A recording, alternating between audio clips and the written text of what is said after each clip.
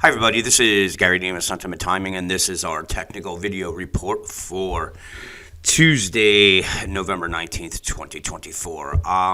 Today was a crazy day. It caught me off balance, and it was probably one of the, not a good day at all.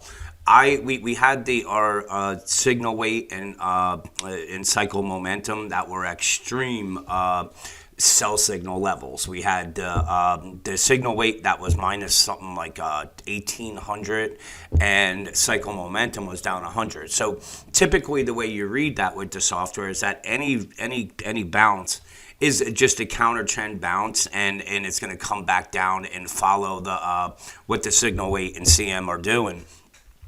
So I started building my credit spreads around here and just got blown out of it, and made a couple trades, got things back a little bit in line, but still for the day it was not great. I had a $3,200 loss. It happens. You don't really see the software go this off, and it was something I put too much trust in it, and it's awesome software. Don't get me wrong. I'm not bashing that at all. I'm saying I need to combine that with the normal things that I use instead of just taking a trade because this is the setup on it. Now, what I mean by that is when we were making these lows right here, you can see we were pretty oversold right here into the area. But if you look at the 5-minute chart here, here you can see we were extremely oversold. So you want to let this get back into this level here until you're starting to, build the short position. And I left the door open that we're going to come up to the 58.88, but we just went straight through it. And I was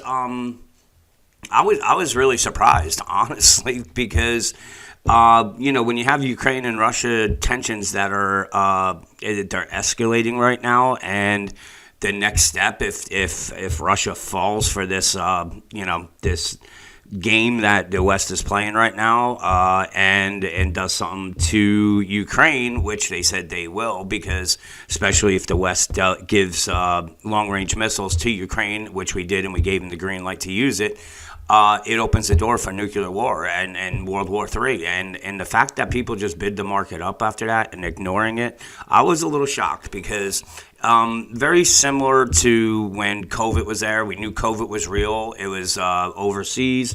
It was spreading all over the world, and we just kept bidding the market up with no worries at all. And then everything got shut down, and we saw the COVID crash. This is, and let me start off by saying this. I hope and pray that everything that I'm reading and believing right now is going to be dead wrong, and we don't head into World War III, and Putin doesn't take any bait, and we stop this whole thing with the long-range missiles, because that's one of the reasons why they brought North Korea, the army in there. They're showing their cards what they're going to do, and if our neocons here that are just desperate to start war don't realize that this is going to be a war that nobody wins, because no country is going to be giving up anything. It's going to be a nuclear bomb type thing that ends it. So why they're trying to start it, I don't know. I have no idea. Maybe to retain power. I'm not sure, but I was definitely a little bit shocked that the market reaction. So let's just go to the numbers. This was where I really thought that the resistance was going to be when we started coming up. It was just going to close this gap. But it was pretty much like a mini just short squeeze that went straight up. So the next resistance we could say is right around here in this range here. So the 59.32. And then we have this gap right here. So this is really just air here, because we gapped above it and then we gapped below it. So this is air. So that means that, we probably can expect the move to come somewhere up into the 59.46 if the bulls can take out this, this resistance right here. And then really the important one is going to be the 59.32. If they do that, then you just assume that we're coming up to these levels. And as much as I'm, I'm not bearish on the market or anything. It's just you have to look both ways with this. This is real.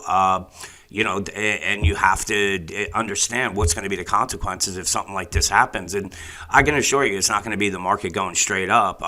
Most people will take their money out of everything just because when people start panicking about anything, they just, they sell and hoard as much as possible until they don't have to do that. So it's it's something that you're going to hear me talking about because it's going to be really important for trading right now. We take it one day at a time. Today was obviously not a good day on that part of it because I was just kind of floored at the strength. But in any case, we want to be looking both ways at all times and just understand that this what's going on right now with Ukraine and Russia, with us giving them the green light with these long range missiles, it's serious, and you should be taking it serious. So, excuse me. All right, so we figured out the upside. If the bears can get through the 59.23, 59.33, then assume that we're coming up to the 59.47 or doing the 62% retracement at the 59.54. Now, we take a look at this is the hourly chart. And we didn't have any bullish divergences because we never took out these lows. So we gapped down here. It was very similar where we got the gap down and then we came to the moving average and it got bid back up, and then we gapped back down, tested it again, and came up. So, this is obviously, I pointed this out last night, this is the line that the bears need to get through. And it honestly, when we're looking at the ES trading 50 points down, and we closed the day at 58.95. I thought we were coming right down and going to be coming down to these levels, but the futures right before the open, like they've been doing, bid back up, and we just when we gapped down, we just made it down to this support. So if the bears can do that, you can see that there's some support right here, and that's at the 58.10, but again, we're in that virgin territory where we gapped down and then we gapped over it. So this is going to be just an air pocket where if the bears can get through this 58.10, we're probably coming straight down to to anywhere from the 57.84 down to the 57.77. But right now, let's just let's just see how things play out tomorrow.